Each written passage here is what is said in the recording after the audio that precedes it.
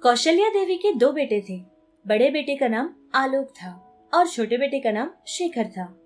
उनके पास कुछ खेती होती थी जिसमें काम करके कुछ पैसा कमाया करते थे और उन्हीं पैसों से उनके सारे परिवार का पोषण होता था। आलोक की शादी हो जाती है और शादी हुए बहुत साल होने के बाद भी कावेरी को औलाद नहीं होती। बहुत इंतजार तो करते हैं लेकिन आलोक और कावेरी की कोई औलाद नहीं हुई थी। छोटे बेटे शेखर की शादी भी सीता नाम की एक लड़की से कौशल्या करवा देती है, लेकिन शेखर बचपन से ही हमेशा बीमार रहा करता था। बहुत सारे डॉक्टर्स ने उसका इलाज किया था, लेकिन फिर भी बहुत सारी दवाई खाने के बाद भी उसकी तबीयत जल्दी से ठीक नहीं होती थी, क्योंकि वो बचपन से ही ऐसा था, हमेशा ही बीमार रहा करता था। लेकिन उसकी ये बीमारी के बारे में सीता से कुछ नहीं कहा गया था। कौशल्या ये बात छिपाकर सीता से उसके छोटे बेटे की शादी करवा देती है। शादी हुए कुछ ही दिन बाद उस लड़की के यहाँ एक बेटा पैदा हो जाता है। सीता को बच्चे हो गए थे और कावेरी को नहीं हुए थे, जिससे लोग घर के परेशान तो रहते थे, लेकिन फिर भी छोटा बच्चा है ये समझकर सारे लोग उसको बहुत प्यार करते थे। एक दिन की बात है कि बड़ा बेटा आलोक छोटे भाई शेखर के बच्चे से खेल रहा था, जिसको देखकर उसकी पत्नी बर्दाश्त नहीं कर पाती है और उससे आकर कहती है, अजी क्या कर रहे हो? मैं आपको औलाद नहीं दे पाई, इसीलिए आप मुझे छोटी नजर से देखते हो ना।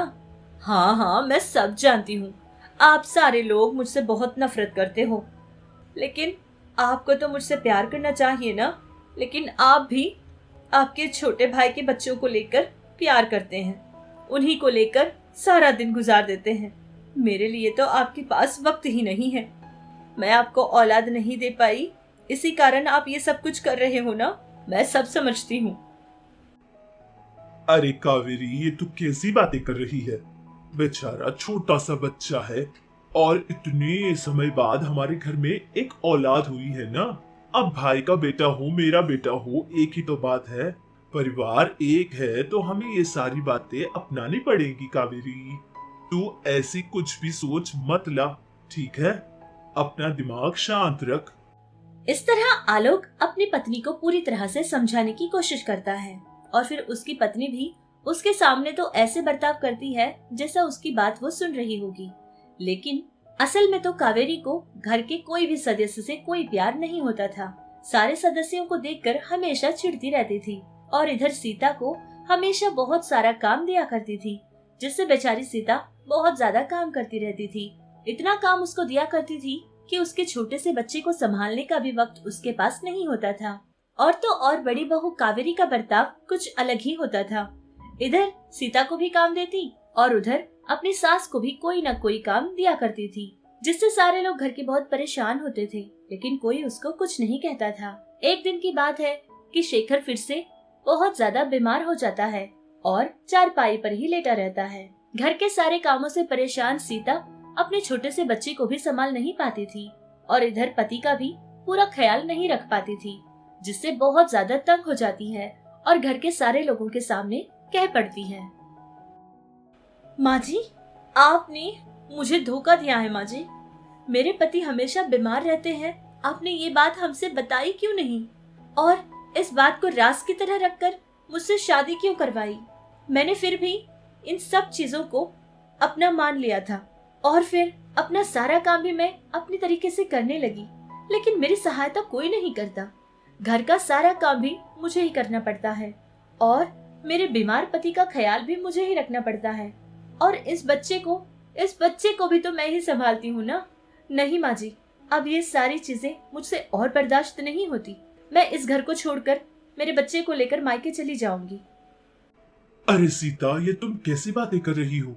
मेरे छोटे भाई की तबीयत के बारे में छिपाकर तुमसे शादी करने का हमारा कोई इरादा नहीं था। बस जल्दी जल्दी में ये सब कुछ हो गया था। हमारे घर में बच्चे की किलकारियां बहुत देर के बाद आई थी और वो तुम्हारी वजह से हुआ था। हम इस बात को लेकर बहुत खुश है कि हमारे खानदान को तुमने वारिस दिया और इस खुशी को इतनी जल्दी हमसे छीनने की बात कर रही हो। ऐसी बात मत करो सीता। इस तरह सिर्फ आलोक ही नहीं बल्कि घर के बाकी सदस्य भी सीता से कहने लगते हैं। कहने के लिए कावेरी तो यही चाहती थी कि परिवार अलग हो जाए, लेकिन फिर भी सारे लोगों को देखकर वो भी ऐसे ही नाटक करने लगती है और सीता से कहती है कि तुम्हें कहीं जाने की कोई जरूरत नहीं है, हम सब है ना, बच्चे को हम संभाल लेंगे, तुम दूसरे काम कर लेना। ये सारी बात सुनकर सीता भी मान जाती है और फिर से घर के सारे हालात पहले की तरह बदल जाते हैं। ऐसे ही बहुत सारा समय गुजर गया था। अब सीता का बेटा यानी कि राजेश की उम्र 6 साल की हो गई थी। एक दिन की बात है कि छोटा सा बच्चा घर के बाहर खेल रहा था, तभी उसको चक्कर आ जाता है और फिर वहीं बेहोश होकर गिर जाता है। बच्चे की ये हाल जानकर सारे लोग उस छोटे से बच्चे को अस्पताल लेकर पहुंचते हैं। डॉक्टर्स ने उसकी जांच की। देखिए, ये लड़का बहुत ही कमजोर है और आप लोगों ने कहा था कि ये लड़का बहुत अच्छे से खाता पीता भी है, लेकिन ये एक अजीब तरह की समस्या है जिसका इलाज शायद अभी तक दुनिया में मौजूद नहीं है। चाहे जितना भी खा लो, ये लड़का कमजोर ही रहेगा और बार बार बीमार पड़ता रहेगा। इसको हर महीने एक बार अस्पताल में दिखाना बहुत ही जरूरी होगा और पता नहीं ये बीमारी दूर होने में कितना समय लगेगा, लेकिन जब तक रहेगा ऐसा ही रहेगा। सुना आप लोगों ने कि डॉक्टर ने क्या कहा था? आपके छोटे भाई की जो बीमारी थी वही मेरे छोटे से बच्चे को भी आ गई है। अब ये भी हमेशा उनकी तरह बीमार ही रहेगा। कौन इनका ख्याल रखेगा? नहीं, मुझसे ये सब और नहीं देखा जाता। मैं यहाँ से चली जाऊंगी। और हाँ, आपने कहा था ना कि आपके खानदान को मैंने वारिस दिया है, तो ठीक है, आपका वारिस आप ही के पास रहेगा, क्योंकि मैं भी इसको अपने साथ ले जाना नहीं चाहती हूँ। मैं यहाँ से जा रही हूँ, मुझे कोई भी रोकने की कोशिश मत करना। घर के सारे लोग मिलकर सीता को रोकने की पूरी कोशिश तो करते हैं, लेकिन सीता किसी की बात नहीं मानती। सारे लोगों को छोड़कर और तो और उसके छोटे से बच्चे को भी छोड़कर अपना सारा सामान लेकर वहाँ से चली जाती है। अब उस बच्चे की जिम्मेदारी बड़ी बहू कावेरी पर आ जाती है। कौशल्या पहले से ही बहुत बूढ़ी थी, लेकिन फिर भी अपनी ताकत से बढ़कर वो घर का सारा काम करती थी। लेकिन फिर भी कावेरी को उस पर बिल्कुल तरस नहीं आता था। हमेशा कोई न कोई ऐसी बात करती थी जिससे बेचारी कौशल्या देवी को बहुत बुरा लगता था। और इधर शेखर हमेशा से ही बीमार रहता था। अब कमाने वाला सिर्फ उसका पति यानी कि कावेरी का पति आलोक ही था। आलोक बहुत ज्यादा मेहनत करके पैसा कमाता और सारा का सारा पैसा शेखर और उसके बीमार बच्चे के लिए ही खर्च हो जाया करता था, जिसको देखकर अब कावेरी बिल्कुल बर्दाश्त ही नहीं कर पाती थी, जिससे वो इस तरह से कहने लगती है। अजी सुनते हो, सासू माँ कर क्या रही है? कम से कम उस बच्चे को तक नहीं संभालती। अब मैं अकेले ही कितना काम करूं? और आप अपने उस बीमार भाई से बैठकर गप्पे मार रहे हो। सारे लोग अपनी जगह ठीक ही है, और ये बीमार लोगों के बीच में रहना मुझसे नहीं हो रहा। अजी सुनिए, अब मैं इस घर में और नहीं रहूंगी। चलिए हम भी कहीं दूसरी जगह चले जाते हैं, और हर महीने थोड़ा बहुत पैसा अपनी माँ के लिए भेज देना, ये काफी रहेगा। और हम भी शहर जाकर कोई अच्छे से अस्पताल में अपना टेस्ट करवाएंगे। और हाँ, मुझे पूरा विश्वास है कि हमारी भी औलाद जरूर होगी। अब मैं कह देती हूँ, एक और पल मैं इस घर में नहीं रहूंगी। हाँ। अरे बेटी कावेरी, ये तू कैसी बातें कर रही है? वो तो रहा मासूम सा बच्चा, और शेखर की परिस्थिति तो तू जानती ही होगी ना। और तो और बेटी, तू तो इस घर की बड़ी बहू है ना। ऐसा मत कर, अगर तू नहीं रहेगी तो घर को कौन संभालेगा? शेखर की परिस्थिति तो हम सब जानते हैं ना, उससे कुछ नहीं किया जाता। त्योहार बहुत ही करीब है, अब ऐसे समय में बड़ी बहू होकर ऐसे काम मत कर बेटी, मेरी बात मान ले। क्या बड़ी बहू? बहुत जल्दी याद आई आपको ये बात माँ जी। वैसे अब ये सारी बातें कहकर हमें रोकने की कोशिश मत कीजिए। सारा हमारा माल पैसा तो आप लोग ही खाते हो, मैंने कभी रोज कोई सवाल नहीं किया। और वैसे भी इस बीमार बच्चे को तो खुद उसकी माँ ने ही उसका पीछा छुड़वाया। अब ऐसे बच्चे को संभालने की जिम्मेदारी मैं क्यों लूंगी भला? और इतनी सेवा करना, ये तो मेरे बस की बात नहीं। अजी सुनते हो, बहुत समय हो गया, चलना है कि नहीं? हम भी चलते हैं, अपनी जिंदगी खुद देखना पड़ेगा हर किसी को। हाँ चलिए मेरे साथ। इस तरह कावेरी बहुत ही गुस्से के साथ कहती है। पत्नी की ये हाल देखकर अब आलोक भी बहुत ज्यादा परेशान होने लगा और उसकी माँ से कहने लगा कि हाँ माँ, मेरी पत्नी बिल्कुल ठीक कहती है। एक काम करते हैं, हम लोग यहाँ से चले जाते हैं, लेकिन घबराना मत, मैं हर महीने तुमको पैसे भेजता रहूंगा। अब बेचारी कौशल्या अपने छोटे से पोते को और अपने छोटे बेटे को संभालने का काम करती थी। बेचारी बहुत ज्यादा मेहनत करती थी और थोड़ा बहुत पैसा कमाया करती थी, जिससे उनके घर का पोषण होता था।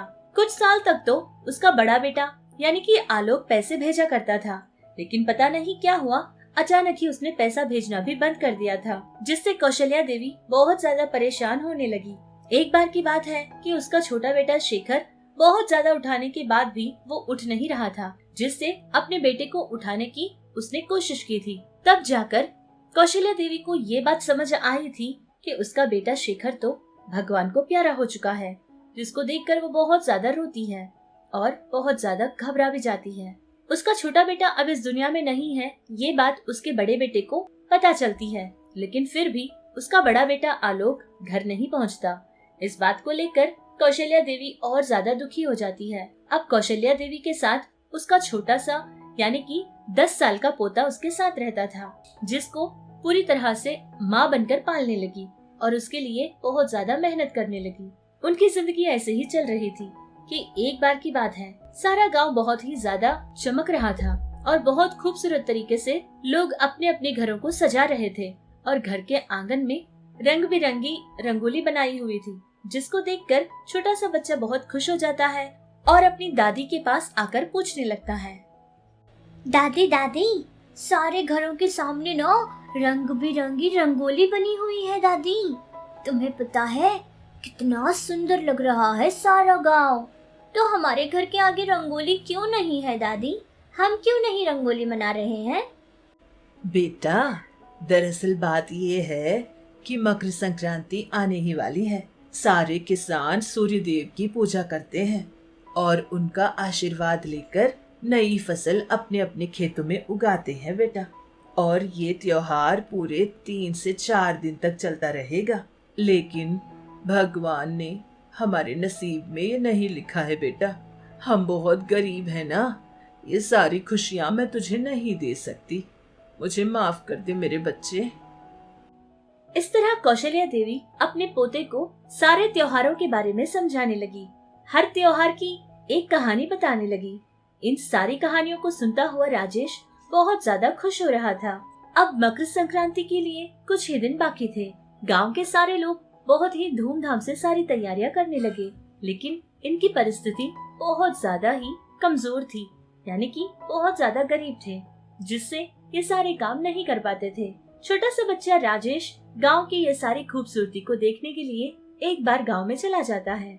कुछ लोग खड़े हुए थे और उनके पास कुछ गायें भी थे, जिन गायों को उन्होंने बहुत ही खूबसूरत तरीके से तैयार किया हुआ था। इतने सजे हुए गाय को देखकर राजेश बहुत ज्यादा खुश होता है और उनके पास जाकर बहुत ही करीब खड़ा होकर देखने लगता है। राजेश ऐसे ही खड़ा होकर बहुत ही खुशी से वो सारे नजारे देख रहा था।